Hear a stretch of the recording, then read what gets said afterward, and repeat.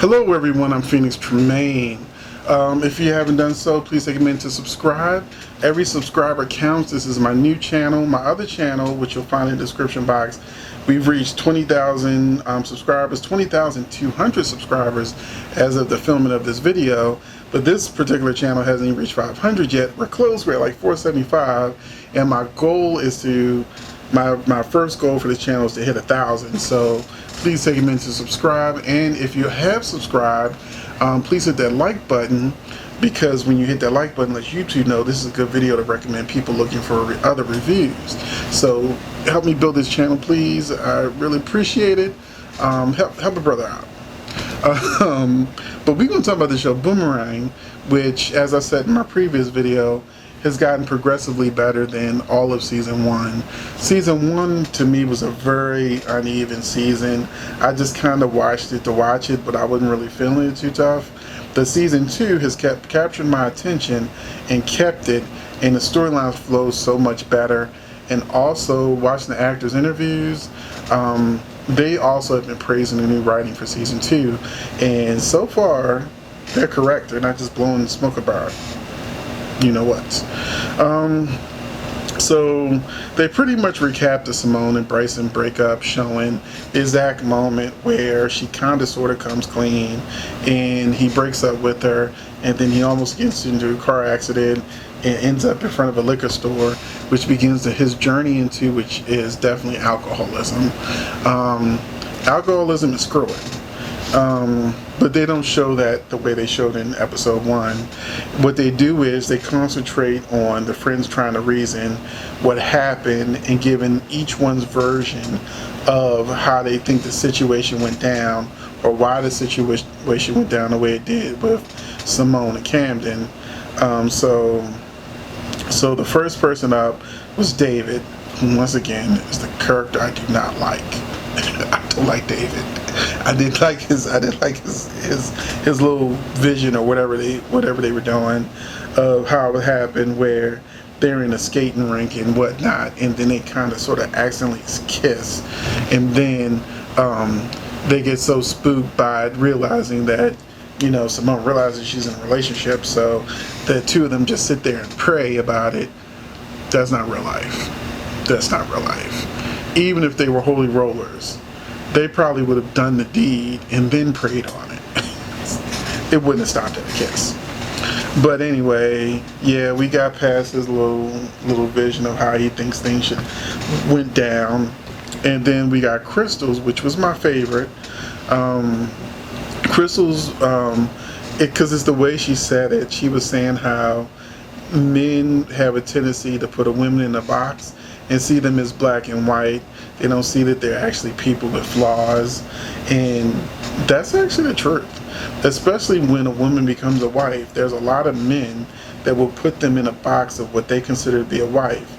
You have more benefits as a girlfriend with this guy than you had when you actually became the wife, as far as emotional and commitments and things like that. You probably had more fun with him before you had kids and when y'all were dating.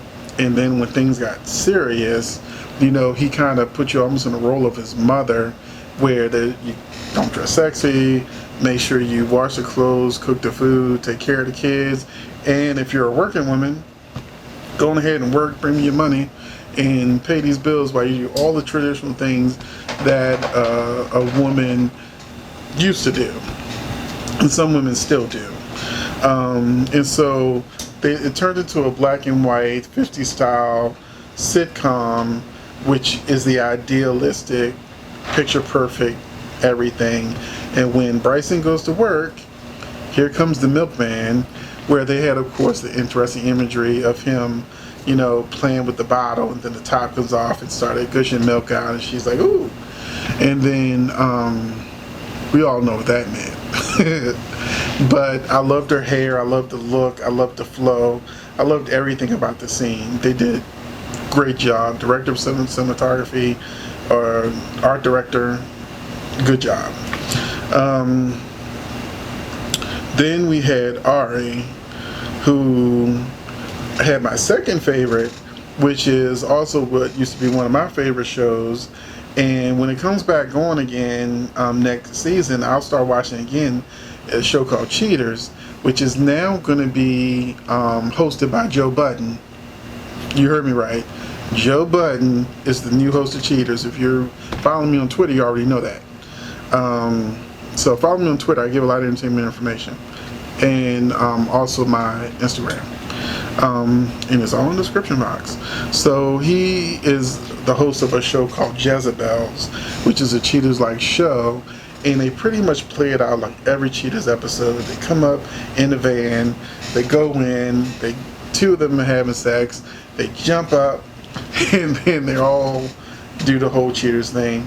And that was fun, interesting, nostalgic, and it was pitch perfect because if you're a Cheaters fan, that's exactly how the show typically went. Then finally we had Tia, who was reading her book by a black author called Ride or Die Bitch Trilogy, and in that it made them into this big, drug dealers and shootouts and explosions and a lot of good stuff.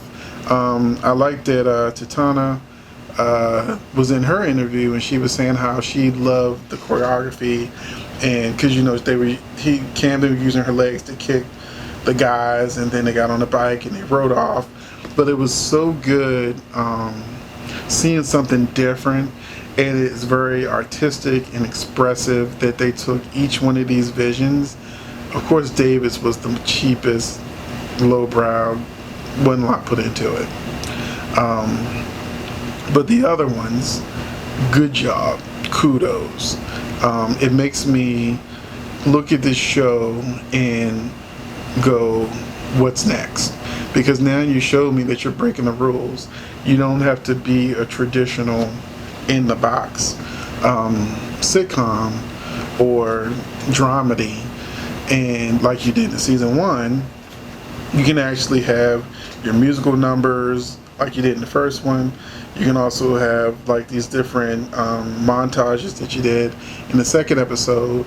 It lets me know what more will you do as you continue on the show. And I'm fine if you go back to storytelling the way you did, just straightforward storytelling. But I love that. I love everything that I've seen over the last 2 episodes, except for David. And I do look forward to seeing what they do next. So I want you to let me know in the comment section what you've been thinking about this season 2 of Boomerang. Did you enjoy it as much as I did? And let me know in the comment section. And I will check out my other reviews. I got a lot of stuff going on this channel. So check out my other reviews of movies and TV shows and even more coming up. And thank you for watching. I will catch you in the next video, and I'll see you in the comment section.